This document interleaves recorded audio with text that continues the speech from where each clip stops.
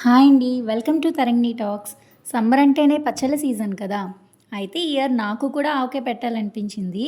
ఒక 10 మామిడికాయలని చిన్న ముక్కలుగా కొట్టించాను. ఆవకాయకి కావాల్సిన ఇంగ్రీడియెంట్స్ అన్నీ రెడీగా పెట్టుకున్నా.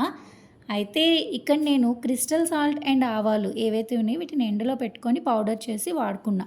ఇలా అయితే టేస్ట్ బావుంటుందని. అలాగే మెంతులు ఒక 2 టేబుల్ స్పూన్స్ తీసుకున్నా. మెంతులు పౌడర్ కన్నా కూడా మెంతులు డైరెక్ట్‌గా యాడ్ చేయడమే చాలా బావుంటుంది. ఆవకాయ తింటున్నప్పుడు తగులుతుంది కదా! అందుకు నాకు నచ్చింది. అలాగే పసుపు ఒక టేబుల్ స్పూన్ వేసుకోవాలి. నేనైతే ఒక బౌల్‌ని మెజర్‌మెంట్‌గా తీసుకున్నా. మొత్తం నాకు 4 ½ బౌల్స్ వచ్చింది. ఒక బౌల్ సాల్ట్, ఒక బౌల్ కారం పడింది. అలాగే హాఫ్ బౌల్ వచ్చేసరికి ఆవు పిండి వేశాను. ఇవన్నీ కలిపి ఒక బౌల్‌లో తీసుకున్నాను. సో, వీటన్నిటిని కూడా వన్ బై వన్ వేసుకున్నాను. ఒక ప్యాకెట్ ఆయిల్ పడింది నాకు. ఇదంతా కలిపిన తర్వాత 3 డేస్ జాడీలోకి తీసి పెట్టుకోవాలి కదా! ఇక్కడైతే స్టీల్ బౌల్‌లో కలిపినంత మాత్రాన అందులోనే ఉంచకూడదు. వీటిని వేరే దాంట్లోకి షిఫ్ట్ చేయాలి. అంటే జాడీ గానీ, ప్లాస్టిక్ ఆర్ గ్లాస్ ఏదైనా కంటైనర్‌లోకి షిఫ్ట్ చేయాలి. స్టీల్ దాంట్లో ఉంచితే రియాక్షన్ అనేది వస్తుంది కాబట్టి అలా చేయకూడదనమాట.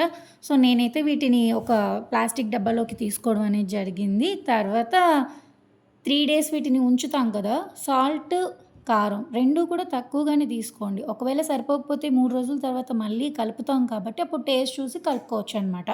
అలా టేస్ట్ చేసి నాకు కొంచెం సాల్ట్ తగ్గింది. నేను కొంచెం సాల్ట్ యాడ్ చేసుకున్నాను. బాగా కలిపి జాడీలోకి షిఫ్ట్ చేశాను. ఆవకాయ అయితే చాలా టేస్టీగా వచ్చిందండి. యమ్మీ యమ్మీ ఆవకాయ రెడీ. ఇంకెందుకు లేట్ ఎవరైనా చేయని వాళ్ళు ఉంటే వెంటనే పెట్టేసేయండి. చాలా ఈజీ ఆవకాయ చేయడం. నాకైతే ఆవకాయ అన్నం చాలా బాగా నచ్చింది. మళ్ళీ మరో వీడియోలో కలుద్దాం. Bye bye.